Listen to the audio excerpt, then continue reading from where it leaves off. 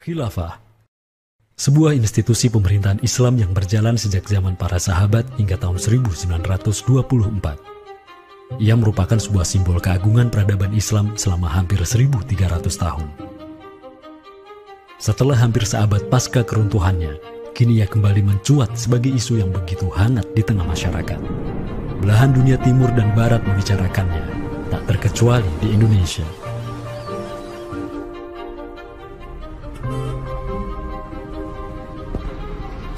Perdebatan tentang khilafah tak terhindarkan, apakah ia pantas diterima atau tidak di zaman modern saat ini. Kita tahu khilafah atau kehilafahan Islam itu di Nusantara bukan hal yang baru. Ya, sudah ada hubungan relasi antara kesultanan-kesultanan dan kerajaan Islam Nusantara dengan kehilafahan di Turki Utsmani atau wilayah Arab secara keseluruhan itu sejak abad ke-7.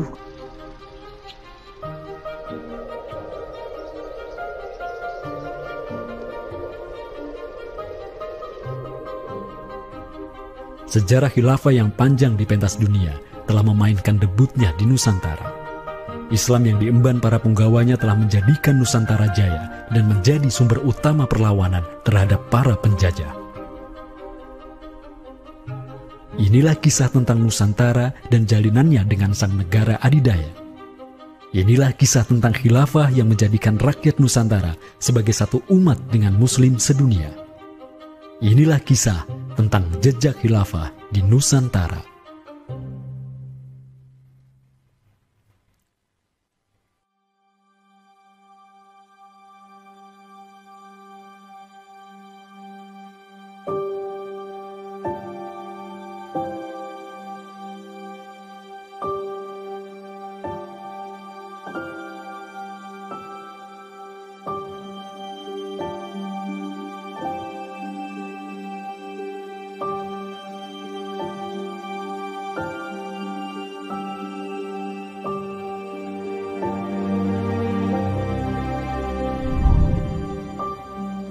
Senin, 12 Rabiul Awal tahun 11 Hijriah, bertepatan dengan tahun 632 Masehi.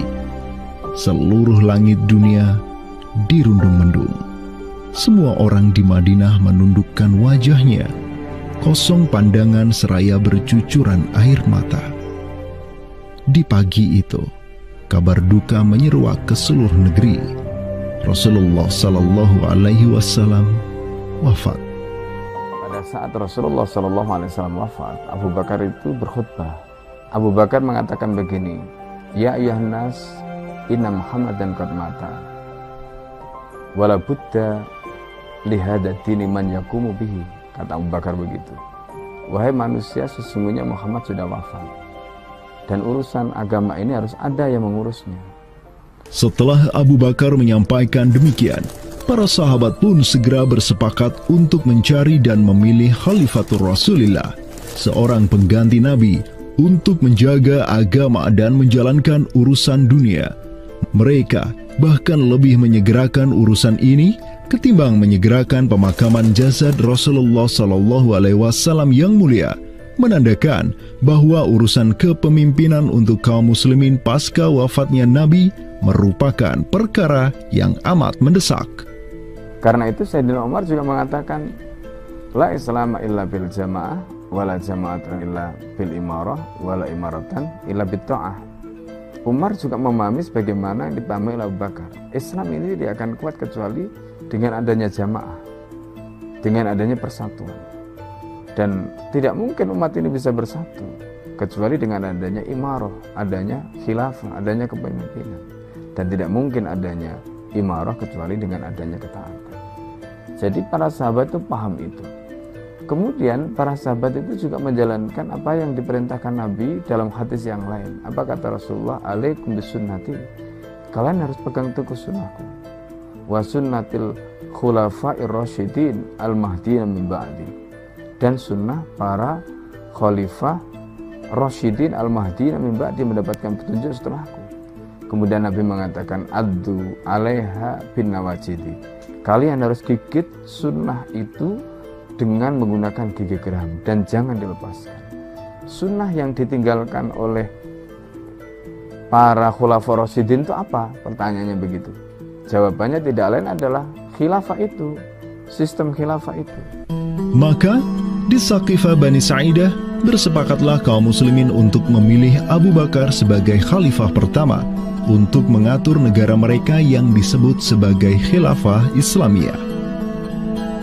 Negara khilafah di bawah kepemimpinan Abu Bakar dan khalifah-khalifah setelahnya, Umar bin Khattab, Utsman bin Affan, dan Ali bin Abi Thalib cepat sekali berkembang. Mereka memperluas wilayah khilafah hingga mendobrak dua negara adidaya saat itu, Kekaisaran Persia dan Imperium Romawi. Semua aktivitas ekspansi tersebut merupakan realisasi kebijakan politik luar negeri khilafah Islamiyah, dakwah, dan jihad. Sementara di Timur Tengah sedang terjadi revolusi tauhid yang luar biasa dengan munculnya negara adidaya baru yang bernama Khilafah Islamiyah. Jauh di sebelah timur, terbentang sehamparan kepulauan yang teramat luas wilayahnya. Masing-masing pulau ini begitu hijau hutannya, mata air mengalir dengan begitu derasnya, disertai kekayaan alam yang melimpah ruah jumlahnya, baik di bawah maupun di atas tanah, baik sebelum maupun selepas pantai. Negeri itu dikenal sebagai Nusantara. Diapit oleh dua benua dan dua samudra, amatlah strategis posisi wilayah Nusantara, menjadikan ia sebagai pelabuhan dagang yang ramai, tempat bertemunya bangsa-bangsa dunia. Kala itu, belumlah penduduk di Nusantara mengenal Islam, sementara kehidupan mereka sedang diselimuti oleh kegelapan. Namun, tatkala Islam sedang membara di Timur Tengah, tentu sampailah pengaruhnya ke Nusantara.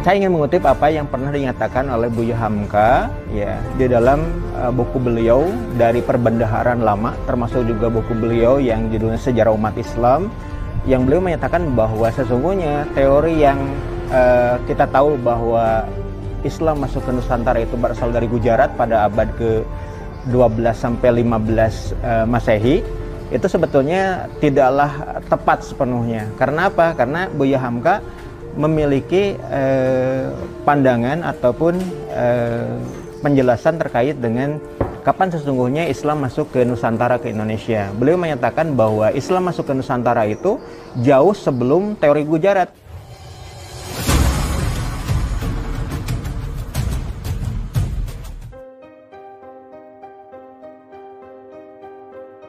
Di bawah pemerintahan Khulafaur Rasyidin yang wilayahnya membentang dari Afrika Utara sampai Persia, perdagangan kaum muslimin berkembang pesat dengan dikuasainya pelabuhan-pelabuhan strategis di Samudra Hindia. Hubungan diplomatik dan komersial pun terjalin dengan sejumlah kerajaan dari India sampai Cina. Sui Tang Xiu, sebuah kronik kuno dari dinasti Tang di Cina mencatat, telah datang serombongan utusan khilafah ke hadapan penguasa Cina di tahun 651 Masehi, di mana tahun tersebut merupakan masa Khalifah Utsman bin Affan. Hubungan khilafah dengan dunia timur terus berlanjut sampai di mana khilafah beralih ke pemimpinannya di bawah otoritas Bani Umayyah. Apabila hubungan negara khilafah dengan kekaisaran Cina sudah terjalin sejak masa Khulafaur Rasyidin melalui jalur laut, tentulah utusan khilafah akan melalui wilayah Nusantara yang menjadi penghubung antara Timur Tengah dan Asia Timur. Dan di ujung paling barat wilayah Nusantara, terdapat pulau besar yang kala itu dikenal oleh bangsa Arab sebagai Sribuza, pelafalan mereka untuk menyebut kerajaan Sriwijaya. Pelabuhan-pelabuhan di kerajaan Sriwijaya senantiasa menjadi titik transit setiap kapal yang hendak melanjutkan perjalanannya. Tentu, penguasa Sriwijaya akan menyadari keberadaan pelayar-pelayar muslim yang singgah di wilayah kekuasaannya. fakta bahwa kerajaan Maharaja Indravarman di Sriwijaya itu ada komunikasi dengan Daulah Umayyah, mengirim surat 2 kali yang isi suratnya itu dari raja dengan 1000 gajah ya dan sebagainya, yang menunjukkan surat menyurat seabad itu yang menunjukkan ada hubungan kekhilafahan dengan Nusantara. Dan secara historis ya sangat logis ketika itu superpower dunia adalah khilafah. Surat yang dikirim oleh Maharaja Sri Indrawarman dari Sriwijaya tersebut dialamatkan ke Damaskus, ibu kota Khilafah Umayyah yang saat itu dipimpin oleh Khalifah Umar bin Abdul Aziz. Dalam surat itu disebutkan, min malikil amlak alladhi huwa ibnu alfi malik walladhi tahtahu bintu alfi malik walladhi fi marudatihi alfu filin walladhi lahu nahrani yumbitani al-auda wal-allawha wal-jawza wal-kafura alladhi yujadu rihuhu ala masirati 12 milan ila malikil arab alladhi la yushriku billahi syai'an. Amma ba'du, fa inni qad ba'athtu ilayka bihadiyatin wa ma hiya bihadiyatin walakinnaha tahiyatun wa ahbabtu an tab'atha ilayya rajulan yu'allimuni al-islama wa yuwaqqifuni ala hududihi wassalam. Maka di bawah kepemimpinan sang Khalifah Umar bin Abdul Aziz, khilafah menyebarkan rahmatan lil alamin ke segala penjuru dunia, termasuk Nusantara.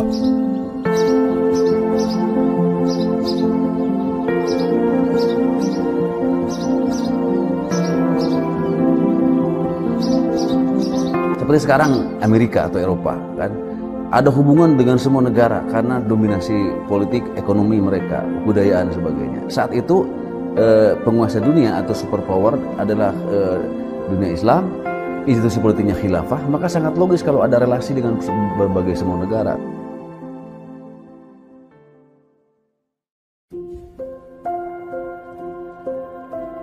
Tahun 1258, dari arah timur datanglah segerombolan pasukan yang mengerikan. Tubuh mereka besar-besar bak raksasa, berkulit kuning dan begitu mahir berpanah dan mengendarai kuda. Inilah pasukan Mongol yang datang dari utara Cina. Khalifah Al-Musta'sim itu dibunuh oleh Hulagu Khan, ya, pemimpin tentara Mongol. Kemudian pasca penaklukan Baghdad, itu Baghdad menjadi kota kosong, ya. Penduduknya dibantai, khalifah dibunuh, ya.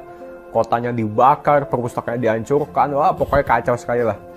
Nah, tapi ternyata banyak keluarga Abbasiyah, ya, dinasti Bani Abbasiyah yang dia itu selamat dari pembantaian orang-orang Mongol, dan mereka itu akhirnya berdiaspora, mengungsi, ya. Ada yang berdiaspora, ada yang mengungsi ke Hijaz, ada yang mengungsi ke daerah Najd, ya, ada yang mengungsi ke daerah Mesir. Ada satu keturunan Abbasiyah, Bani Abbasiyah, yang dia itu mengungsi sampai ke Aceh, gitu. Dimana Aceh itu dulu, ya, negara yang berkuasa di sana adalah Samudra Pasai.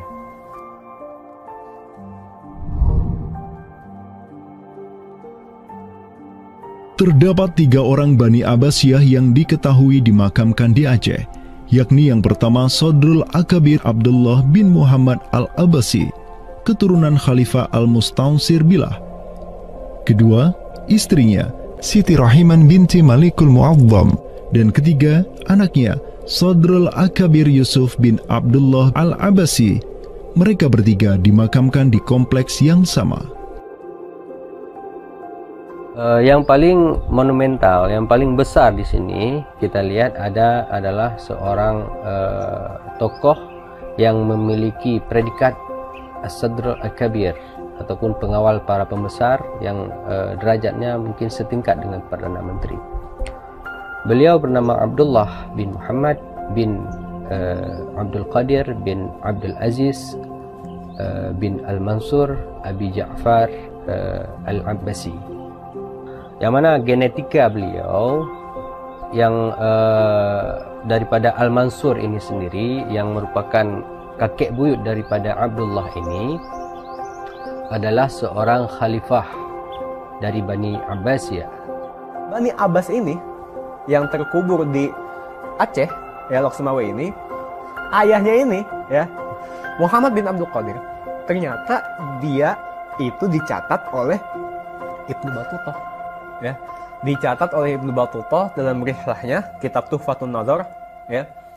Nah, dia itu ayahnya Abdullah bin Muhammad Sodrul Akabir yang di Pasai itu menjadi gubernur, ya, menjadi gubernur di mana, di daerah India, gitu, dicatat oleh Ibnu Battuta, gitu, ya. Dan Ibnu Battuta mencatat sultan-sultan di India itu begitu hormat, ya, begitu taat, dan mereka itu memuliakan keturunan Khalifah Abbasiyah ini, ya, keturunan Khalifah Al-Mustansir Billah, begitu. Nah, ini mengindikasikan bahwasanya apa? Sultan-sultan India itu begitu memuliakan, dan mereka itu dalam satu riwayat lain juga membaiat Khalifah Abbasiyah yang ada di Mesir. Sementara sultan-sultan di India, ya, Kesultanan Islam di India itu punya hubungan erat dengan Samudra Pasai, begitu. Nah, di sini kita bisa menduga kuat bahwasanya Samudra Pasai itu juga berbaiat kepada Khalifah Abbasiyah. Samudra Pasai pada masa itu berbaiat kepada dinasti sebelum Utsmaniyah berkuasa, yaitu kita menduga dan meyakini hal tersebut sesuai fakta-fakta yang kita temukan di lapangan, bahwa Madinatul Sumatera ataupun Jaziratul Jawi, Samudra Pasai itu berbaiat langsung kepada dinasti Abbasiyah. Sultan Zainal Abidin bin Ahmad bin Malikus Zahir bin Malikus Saleh, penguasa Pasai di masa Sodrul Akabir Abdullah Al-Abbasi hidup, menyatakan baiatnya kepada Khalifah Al-Mutawakkil 'alallah di Kairo di awal abad ke-15. Begitu pula sebelumnya, Sultan Muhammad bin Tughluk di Delhi diikuti oleh Sultan Jalaluddin Muhammad dari dinasti Raja Ganesh di Bengali, dan penguasa dari dinasti Utsmaniyah di Turki, Sultan Bayazid pertama. Seluruh sultan di dunia Islam menyatakan baiatnya kepada Khilafah Abbasiyah semenjak gelombang badai Mongol berhasil dihentikan oleh pahlawan-pahlawan Mamluk. Pusat Khilafah Abbasiyah kini berpindah ke Kairo, Mesir, dan menjadi magnet kaum muslimin global. Dari pusat khilafah inilah dakwah Islam mulai bangkit kembali dan menggencarkan aktivitasnya dengan mengirim berbagai juru dakwah ke seluruh penjuru alam. Dengan Samudra Pasai yang mendaulatkan dirinya sebagai Darul Islam yang berbaiat kepada Khalifah, Samudra Pasai mengemban tugas untuk mengubah seluruh Asia Tenggara dari Darul Kufri menjadi Darul Islam. Sultan Zainal Abidin Ra Ubabdar dibantu oleh putra Sodrul Akabir Abdullah bin Muhammad Al-Abbasi, yakni Yusuf bin Abdullah, yang di pucuk pusaranya tertera nama kakeknya Khalifah Al-Mustansir Billah, banyak menaklukkan wilayah-wilayah yang belum Islam di Sumatera dan Semenanjung Malaya. Seperti Ra Ubabdar. Ra Ubabdar itu berasal dari dua kata, Ra dan Ubabdar, yang mana artinya adalah penguasa gelombang. Ini adalah sebuah predikat yang sangat luas sebenarnya maknanya, sesuai dengan masa yang ditorehkan pada waktu tersebut, bahwa Sultan Zainal Abidin Ra Ubabdar bin Ahmad bin Muhammad bin Al-Malik Al-Salih ini adalah salah satu masa kegemilangan Samudra Pasai, yang mana kita ketahui setelah masa tersebut yang memimpin Kesultanan Sumatera adalah anak keturunan daripada beliau ini, yang jumlahnya sampai 11 orang sultan. Bergerak dan terus bergerak itu meluaskan dakwah Islamnya sampai ke pulau-pulau. Itu masa Zainal Abidin Ra Ubabdar, terutama penakluk gelombang yang dijuluki beliau itu melebarkan sayap itu sampai ke seluruh Asia Tenggara. Digelarilah Sultan Zainal Abidin Pasai dengan sebutan Ra Ubabdar, bahasa Persia untuk gelar sang penakluk gelombang, karena dengan arungan pasukannya yang luar biasa di atas gelombang laut Nusantara, ia membuka banyak sekali wilayah, seperti Malaka misalnya, di mana di sanalah Sultan Zainal Abidin Ra Ubabdar menempatkan putranya Sultan Mansur sebagai penguasa Darul Islam Malaka. Kesultanan Samudra Pasai banyak pula mengirimkan juru dakwahnya untuk meminta penguasa-penguasa Nusantara lain agar menerima Islam.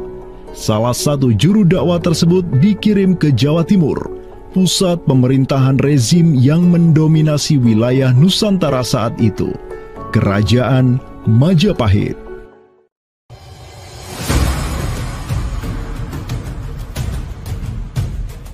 Gresik, Jawa Timur. Di kota yang hanya berjarak 60 km dari Trowulan, ibu kota Kerajaan Majapahit, terbaring jasad mulia di atas pusara marmer yang begitu indah. Inilah kubur seseorang yang menginisiasi tegaknya Islam di tanah Jawa, Maulana Malik Ibrahim, yang kemudian dikenal sebagai Sunan Gresik. Malik Ibrahim adalah seorang yang berkedudukan tinggi di lingkaran kuasa Samudra Pasai, terlihat dari gelarnya yang bertajuk Umdatus Salatin wal Wuzara, pondasi para sultan dan wazir, di mana gelar tersebut adalah gelar untuk wakil Sultan Samudra Pasai, sebagaimana yang dicatat oleh Ibnu Batutah. Gelarnya yang lain seperti Burhanud Daulah Waddin, penerang negara dan agama, adalah gelar yang disematkan kepadanya selayaknya gelar-gelar yang diberikan Khilafah Abbasiyah kepada pejabat-pejabat penting daulah, sebuah gelar yang begitu politis sekaligus agamis.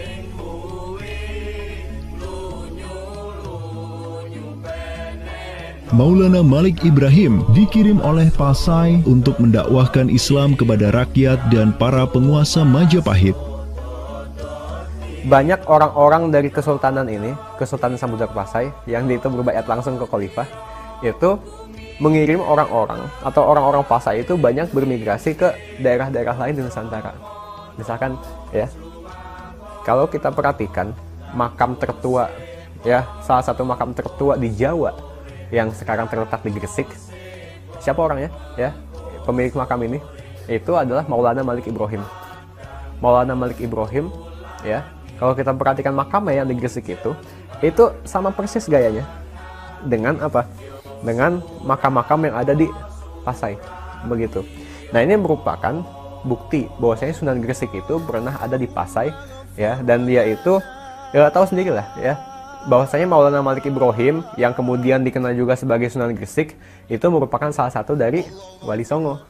Bersama kakek, paman, keponakan, cucu cicit dan murid-murid pilihannya yang kemudian disebut Wali Songo, Maulana Malik Ibrahim berdakwah di Jawa dan menyebarkan Islam di kalangan penduduknya. Mereka mendapat sokongan penuh dari negara yang berkuasa di Samudra Pasai, kesultanan yang berbaiat kepada Khilafah Abbasiyah. Dakwah mereka terus berkembang, perlahan namun pasti, dan mulai melumat persendian kuasa Majapahit yang mulai keropos akibat kekacauan internal mereka sendiri.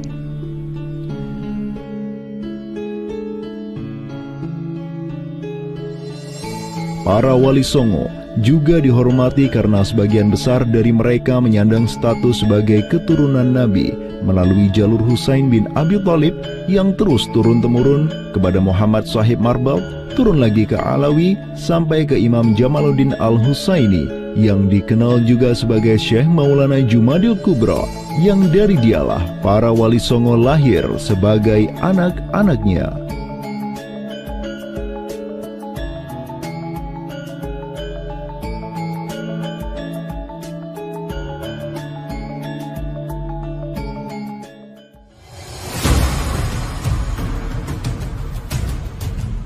Bertolak dari Gresik, dakwah para wali menyebar ke kota-kota lainnya di Pulau Jawa, bahkan sampai keluar Jawa seperti Maluku, Ternate, Makassar, Kalimantan, dan sebagainya. Selain kalangan rakyat, banyak pula pejabat-pejabat Majapahit yang tercerahkan dengan Islam dan sukarela mengucap syahadatain, seperti para adipati Majapahit di Palembang, Cirebon, Semarang, Pekalongan, Jipang, sampai Mataram. Tak tanggung-tanggung, di antara mereka yang berislam bahkan merupakan sang putra mahkota Majapahit sendiri, Pangeran Jimbun alias Raden Patah, yang merupakan buah dari pernikahan Raja Brawijaya kelima dengan seorang putri Cina. Ketika dewasa, Raden Patah belajar kepada Sunan Giri di Surabaya, kemudian diangkat menjadi Adipati Demak oleh ayahnya. Kemudian di tahun 1478, Brawijaya kelima digulingkan oleh pesaingnya dari Kediri, Girindra Wardana. Tahta Majapahit yang diduduki oleh musuh ayahnya lantas membuat Raden Patah di Demak beserta seluruh elemen Islam di Jawa pimpinan para Wali Songo bangkit berjihad melawan Girindra Wardana dan penerusnya Patih Udara.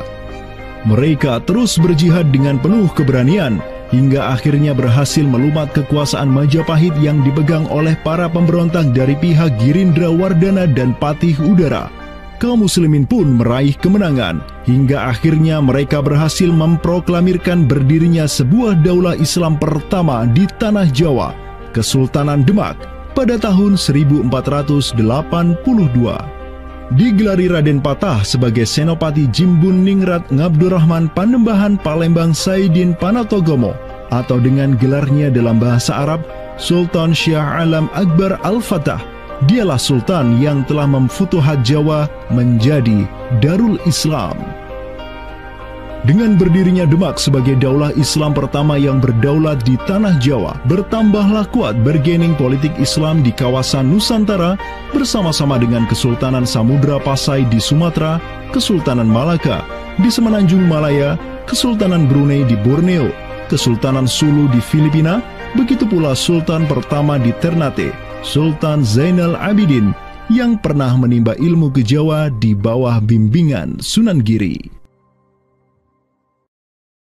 Dalam rentang abad yang bersamaan, kemenangan daulah Islam di kawasan Nusantara juga diiringi dengan penaklukan Konstantinopel, ibu kota Romawi Timur, oleh salah seorang sultan dari Bani Uthmaniyah, Muhammad Al-Fatih. Penaklukan Konstantinopel sekaligus menandakan tamatnya riwayat Imperium Romawi Timur untuk selama-lamanya. Penaklukan Konstantinopel pada tahun 1453 oleh Muhammad Al-Fatih, sang Sultanur Rum, merupakan realisasi dari janji yang telah terucap ratusan tahun sebelumnya oleh lisan mulia sang Sayyidul Mustafa, Rasulullah Muhammad Sallallahu Alaihi Wasallam. Sungguh, Konstantinopel akan benar-benar ditaklukkan. Sebaik-baik pemimpin adalah pemimpin yang berhasil menaklukkan Konstantinopel, dan sebaik-baik pasukan adalah pasukan yang menyertainya. Dengan dikdayanya kuasa Islam di tanah Rum, menjadikan para penguasa Uthmaniyah mempunyai citra istimewa di kalangan rakyat Nusantara.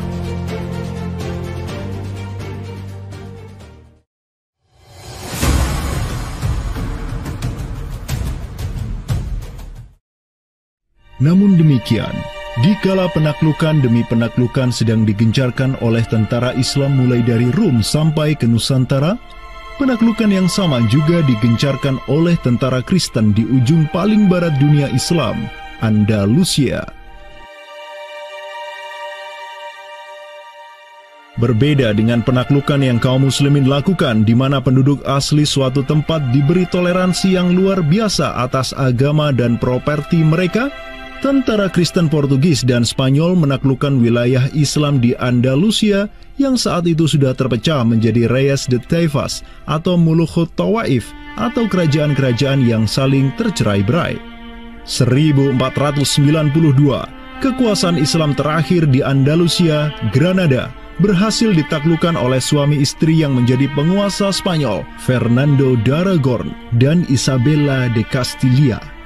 Penaklukan kembali wilayah Andalusia menjadi negara Kristen yang mereka sebut Reconquista telah menyebabkan populasi kaum muslimin di sana tersapu bersih, entah karena diusir, dimurtadkan, atau dibunuh. Selain Reconquista, kaum Kristen Spanyol dan Portugis juga mempunyai motif ekonomi untuk menjadikan diri mereka kaya, yakni dengan mencari jalur rempah di Samudra Hindia yang saat itu merupakan potensi sumber daya alam yang luar biasa. Program mereka untuk mencari rempah di Samudra Hindia mereka sebut sebagai Estado da India. Kita sering dengar dengan istilah 3G gitu kan. Glory, Gospel, dan Gold gitu kan. Jadi ya mereka ingin ekspansi, mereka ingin menyebarkan misi agama mereka, dan mereka juga ingin mencari gold. Goldnya sini adalah justru adalah rempah gitu kan. Begitulah betapa berharganya rempah pada saat itu, sampai 1 gram pala dihargai dengan 2 gram emas gitu kan. Paus Alexander ke-6, pemimpin kaum Kristen saat itu, begitu mendukung hasrat Portugis dan Spanyol untuk menjelajah dunia dan menyebarkan Kristen. Maka, berangkatlah gelombang penjelajah Portugis yang disertai pasukan dan senjata untuk menaklukkan dunia Islam di Samudra Hindia. Di bawah pimpinan Alfonso de Albuquerque, armada Portugis berhasil menaklukkan Goa di India pada tahun 1510. Dan setahun kemudian berhasil sampai ke Malaka, merebut pelabuhan strategis itu dari Sultan Mahmud Syah yang memerintah tempat tersebut. Dengan bercokolnya Portugis di Nusantara, dimulailah babak baru sejarah Islam di kawasan ini.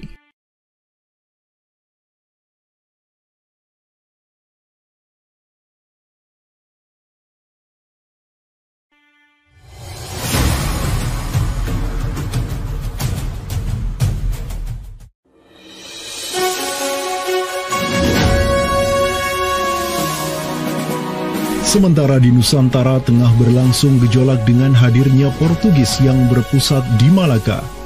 Cucu dari Sultan Muhammad Al-Fatih dari Bani Uthmaniyah, yakni Sultan Selim pertama, berhasil meluaskan pengaruh dan kekuasaannya di dunia Arab. Pada tahun 1517, beliau berhasil merebut Suriah, Mesir, dan Hijaz dari kepenguasaan kaum Mamluk. Khalifah Al-Mutawakkil 'ala Allah ketiga dari Bani Abbasiyah beserta Syarif di Makkah kini menyerahkan kepemimpinan umat Islam sedunia dan pelayanan 2 kota suci kepada Sultan Salim pertama, penguasa Uthmaniyah yang bukanlah mereka berdarah Arab. Perlu dicatat bahwa penjelasan tentang Al-A'immatu fi Quraisyin itu, kalau kita merujuk kepada kitab Ar-Rawdah, Rawdatul Talibin wa Umdatul Muftin, memang ada hal yang menarik di sini. Di satu sisi ada mengatakan bahwa syarat khalifah itu harus Quraisy. Tetapi Imam Nawawi sepakat ketika katakanlah dari Quraisy tidak ada, terus diambilkan dari mana? Maka kemudian disebutkan di situ ya di luar Quraisy, bisa dari bani ini, itu yang disebutkan di dalam kitab Allah. Karena itu sebenarnya syarat al-a'immah fi Quraisyin itu bukan syarat yang wajib, tetapi difahami di sini berdasarkan penjelasan yang diantaranya disebutkan dalam kitab Allah tadi, itu adalah merupakan syurut afdaliyah. Maka semenjak tahun 1517, kepemimpinan khilafah beralih ke Bani Uthmaniyah. Selim pertama dan anak keturunannya kini didapuk sebagai Khalifatul Muslimin. Amirul Mukminin, Khadimul Haramain, Al-Ghazi fil Bahraini wal Bahraini, Zilullah fil Alam, Padisyah wa Khilafat Penah. Wilayah khilafah Uthmaniyah terus merangsek Eropa, dan merekalah yang menguasai Laut Mediterania dan juga Laut Merah. Adapun Portugis yang bercokol di Samudra Hindia mulai ketakutan karenanya. Karena dengan munculnya khilafah Uthmaniyah sebagai negara Islam yang adidaya, solidaritas Muslim sedunia akan bangkit kembali karena memiliki perisai kuat di sisinya. Ini erat kaitannya dengan hubungan dengan negeri kita, karena keimanan yang kemudian merekatkan ya dengan semangat akidah Islamiyah, semangat ukhuwah Islamiyah, menjadikan umat Muslim yang ada di Timur Tengah dengan umat Muslim yang ada di Nusantara Indonesia itu terjalin hubungan yang sangat erat. Karena kita tahu bahwa ada ayat Allah Subhanahu wa Ta'ala yang menyatakan innamal mu'minuna ikhwah. Sesungguhnya orang-orang beriman itu adalah saudara. ketika ada saudara mukmin yang terzalimi, maka saudara mukmin yang lain itu punya kewajiban untuk membela. Demikian pula ketika muslimin Nusantara itu terzalimi dengan adanya penjajahan, dengan adanya imperialisme yang dilangsungkan oleh orang-orang kafir penjajah, baik itu oleh Portugis, Spanyol, Inggris, Perancis ataupun Belanda, ya. Maka kemudian Muslim yang ada di Timur Tengah yang pada waktu itu masih memiliki kepemimpinan yang tunggal untuk seluruh dunia, itu khalifah, itu juga turut ya memperhatikan, turut mendukung, turut memperjuangkan pembebasan ataupun kemerdekaan bagi bangsa Muslim Nusantara. Kenapa? Ini semangat jihad di antara kaum Muslim yang dihubungkan dengan semangat keimanan atau akidah Islamiyah tadi. Kenapa? Yang namanya mukmin itu adalah kal jasadil wahid, ya, satu tubuh. Ketika bagian tubuh yang lain itu teraniaya, maka tubuh yang lain pun punya kewajiban untuk membelanya ataupun juga ikut merasakan penderitaan yang dialami oleh bagian tubuh kaum Muslim yang lain.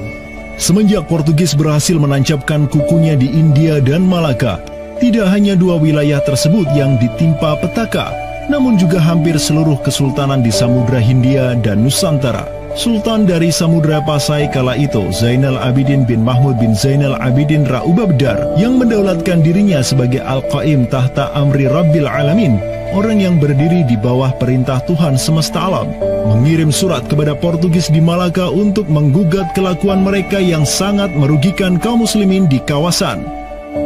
Namun apalah daya, Sultan Zainal Abidin yang ini kemudian dikenal sebagai penguasa terakhir Pasai, karena setelah ia wafat pada tahun 1517, bala tentara Portugis datang ke Pasai dan menaklukkan kesultanan Islam pertama di Nusantara itu dengan penuh tipu daya. Tak hanya Pasai yang berhasil ditiadakan, Portugis juga mampu menahan serangan pasukan Islam dari Demak sampai Sultannya Patiunus bin Raden Patah syahid di Lumat Muntahan Meriam Portugis pada tahun 1521. Dengan diplomasinya yang jelas, Portugis juga menjalin kerjasama dengan kerajaan Pajajaran di Jawa Barat pada tahun 1522. 2 tahun berikutnya, kota Blambangan, Panarukan, dan Kediri yang masih menjadi basis kekuatan Hindu di Jawa menawarkan kerjasama dengan Portugis. Maka, Portugis banyak sekali mendapat aliansi sesama kafir yang berada di berbagai wilayah di Nusantara untuk bersatu padu menghantam kekuatan politik Islam yang baru tumbuh di Pulau Jawa. Bahkan di Maluku pun Portugis berhasil menancapkan kuasanya semenjak tahun 1536. Berkaca pada kelakuan Portugis yang memerangi umat Islam di Samudra Hindia dan Nusantara, Sultan Sulaiman Al-Qanuni, sang Khalifah Utsmaniyah yang berkuasa sejak tahun 1520, menyatakan peperangan terbuka kepada penguasa Portugis yang berkedudukan di Lisbon, Dom Sebastião. Telah dilaporkan kepada saya bahwa jamaah haji dan para pedagang muslim yang datang dari India melalui laut telah dianiaya. Jika engkau masih membangkang, maka dengan bantuan Allah yang Maha Agung, kami akan melakukan segala yang diperlukan untuk memulihkan ketertiban di negeri-negeri itu, dan tiada guna lagi bagi engkau untuk memprotesnya.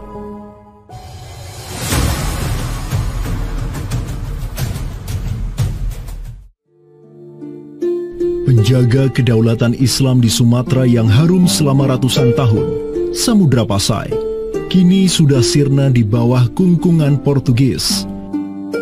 Namun, harapan kemenangan itu masih ada.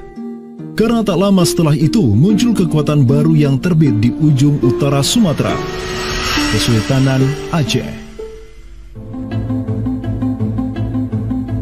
Kita mengetahui bahwa Sultan Aceh yang pertama adalah Sultan Ali Mughayat Shah.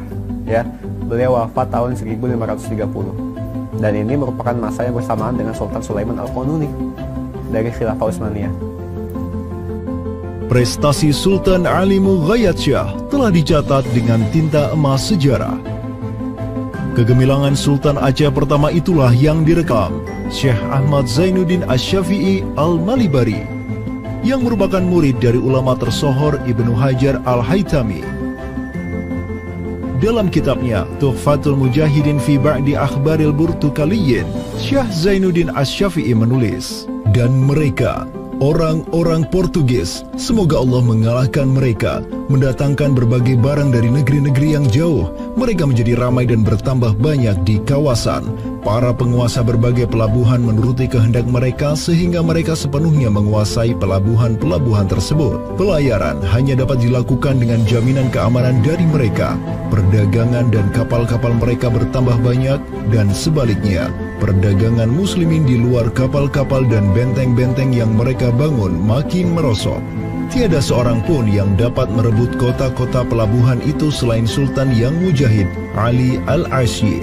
Semoga Allah menerangkan kuburnya, karena Sultan Ali Al-Ashi lah yang telah membuka Sumatera dan menjadikannya Darul Islam. Semoga Allah membalas kebaikannya untuk kaum muslim dengan sebaik-baik balasan. Kalau kita perhatikan makam Sultan Ali Mugoyatsyah, di situ ada kalimat menarik yang terpampang di inskripsi makamnya. Al-Ghazi fil barri wal bahri yansuruhullah. Ya. Bahwasanya Sultan Ali Mugoyatsyah itu juga dikenal sebagai Al-Ghazi, ya, petarung fil barri wal bahri.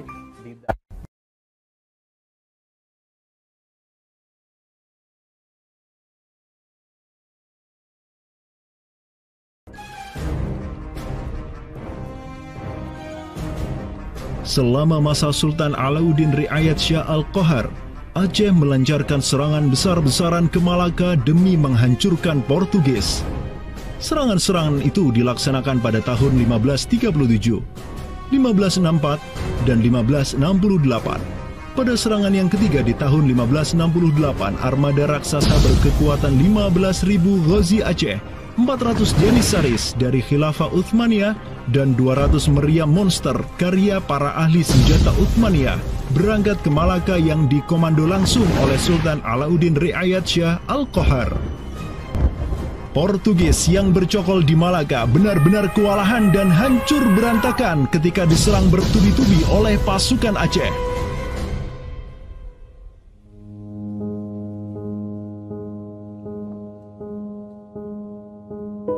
Walau demikian, Portugis berhasil bertahan karena dibantu oleh sekutu-sekutunya dari Johor dan Kedah.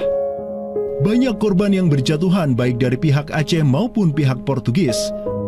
Begitu pula ada beberapa Janissaris Uthmaniyah yang turut gugur dalam jihadnya di kawasan Nusantara ini. Ada satu daerah di kawasan Bandar Aceh ini, Bandar Aceh Darussalam itu Kampung Bitai. Itu tempat para tentara-tentara Turki syahid, kemudian dimakamkan di Bitai.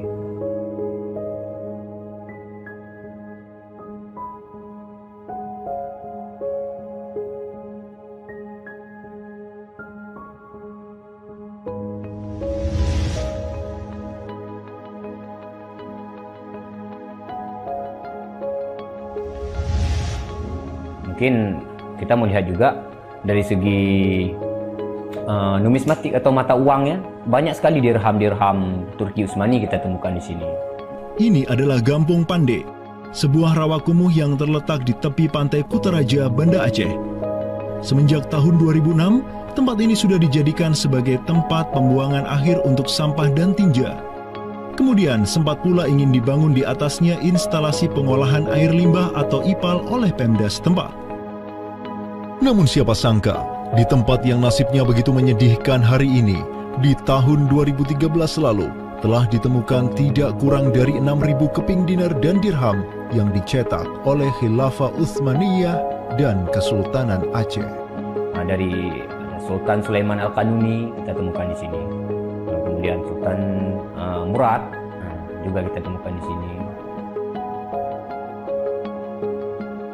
Gampung Pande yang merupakan salah satu kawasan Islam tertua di Aceh, di mana di sanalah terdapat ribuan makam tokoh-tokoh penting Islam yang datang dari seluruh penjuru negeri. Dan beginilah nasibnya sekarang, terhinakan oleh orang-orang yang melupakan sejarah besarnya, tak tersentuh oleh peradaban modern yang durhaka kepada sejarah Islamnya. Walau demikian, kenangan tentang mereka takkan pernah hilang dan akan terus teringat oleh anak cucu kita. Mereka akan terus mengingat bahwa orang tua kita dahulu, para penguasa kita yang soleh dulu, pernah menyatakan baiatnya kepada Amirul Mukminin, khalifahnya umat Rasulullah Sallallahu Alaihi Wasallam. Inilah kubur orang yang dirahmati lagi diampuni. Dialah Al-Ghazi, sang petarung di jalan Tuhan semesta alam, penentang kaum kafir dan musyrikin, pecinta kaum fakir dan miskin, Sultan Alauddin Riayat Shah, naungan Allah di muka bumi, putra Sultan Ali Mughayat Shah. Semoga Allah menyiramkan rahmat ke atas pusaranya dan menjadikan surga tempat kediamannya.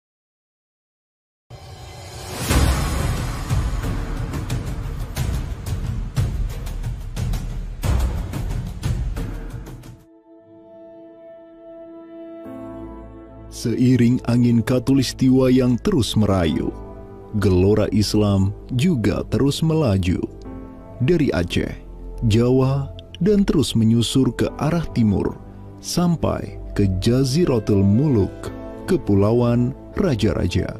Di Maluku, yang juga dikenal sebagai Kepulauan Rempah-Rempah, ada begitu banyak raja yang berkuasa di masing-masing pulaunya.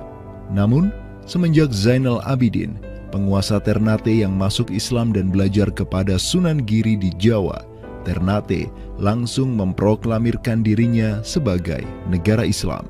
Langkah politis Sultan Ternate ini pun secara cepat diikuti oleh penguasa-penguasa lain di Maluku, sehingga negeri dengan ratusan pulau ini menjadi sebuah darul Islam. Tatkala Portugis menaklukkan Malaka, sang jenderal Portugis Alfonso de Albuquerque mengirim 3 kapal di bawah pimpinan Francisco de Serrao. Mereka berhasil mencapai Maluku, kemudian berbasis di Pulau Ambon, Banda, dan Seram. Saat itu, para penguasa Islam di Maluku terutama Ternate dan Tidore menyambut baik kedatangan Portugis. Namun seiring waktu berjalan, kemudahan fasilitas yang diberikan para penguasa Maluku membuat kaum Portugis lupa diri. Mereka secara masif memonopoli perdagangan rempah dan memurtadkan kaum muslim. Tatkala salah seorang penguasa Ternate, Sultan Hairun Jamil, mulai menggugat kelakuan lalim Portugis, Sultan Hairun pun dibunuh secara keji oleh gubernur Portugis di Maluku, Diego Lopes de Mesquita, pada Februari 1570. Pasca tragedi tersebut, tahta Kesultanan Ternate dipimpin Sultan Babullah Datuk Shah bin Hairun, seorang sultan yang segera menjadi ancaman mematikan bagi kedudukan Portugis di Maluku. Dengan pasukan laut raksasanya, Sultan Babullah menyerbu setiap benteng Portugis yang ada di Maluku. Segala kapal dan bala bantuan yang hendak dikirim untuk Portugis dari Goa dan Malaka diblokade oleh pasukan Babullah. Persenjataan kaum muslim Maluku pun cukup membuat Portugis gemetaran. Karena selain menggunakan panah, tombak, dan pedang, Sultan Babullah juga menggunakan meriam monster hasil buah tangan Janissaris Utsmaniyah. Sultan Babullah itu mempekerjakan sekitar 20 ahli militer dari Khilafah Utsmaniyah. Gitu. Nah, orang-orang Utsmaniyah ini ahli militer dan mereka itu ahli juga persenjataan. Pasukan-pasukan persenjataan itu diproduksi oleh orang-orang Utsmani ini dan mereka itu mengajarkan kepada orang-orang Maluku, pasukan Sultan Babullah, untuk membuat senjata. 20 orang Utsmaniyah ini merupakan sebuah tim ahli senjata yang menjadi bagian dari pasukan Khilafah Utsmaniyah yang dikirim Khalifah Selim II kepada Sultan Alauddin Riayat Shah Al-Qahar di Aceh. Dengan pengalaman yang mereka dapatkan setelah membantu Sultan Aceh berjihad melawan Portugis di Malaka, 20 Janissaris ini melanjutkan perjalanan mereka dari Aceh menuju Ternate. Peperangan dan pengepungan pasukan Babullah untuk menyerang Portugis yang bersembunyi di benteng-benteng mereka terus berjalan selama 5 tahun, dari tahun 1570 sampai tahun 1575. Akibat pengepungan tersebut, kaum Portugis amat menderita dengan kelaparan, sampai-sampai mereka memakan anjing, tikus, sampai cicak demi bertahan hidup. Hingga akhirnya pada 27 Desember 1575, Portugis mengibarkan bendera putih. Mereka pergi dari Maluku untuk selama-lamanya dengan rasa malu yang tiada terperi. Sultan Babullah yang terus berkuasa sampai tahun 1583 terus mengekspansi banyak wilayah di timur Nusantara untuk menjadi Darul Islam. Raja Makassar, Karaeng Bonto Langkasa, berhasil Babullah Islamkan sehingga Makassar menjadi Darul Islam. Begitu pula dengan Luwuk, Banggai, Mindanao, Nusa Tenggara, Aru, Halmahera, Jailolo, Bacan, hingga Papua. Semuanya tunduk kepada Sultan Babullah sehingga ia dijuluki sebagai penguasa 92 pulau. Dengan prestasi yang demikian luar biasa, tentu Babullah tidak berdiri sendiri. Ada ikatan solidaritas dengan sultan-sultan Aceh, Jawa, sampai Filipina. Ikatan sebagai satu umat. Ikatan dengan satu akidah, akidah Islam. Ikatan dengan satu semangat, semangat jihad. Dan ikatan dengan satu kepemimpinan. Karena seluruh sultan di Nusantara tunduk dan begitu hormat pada Khilafah Utsmaniyah.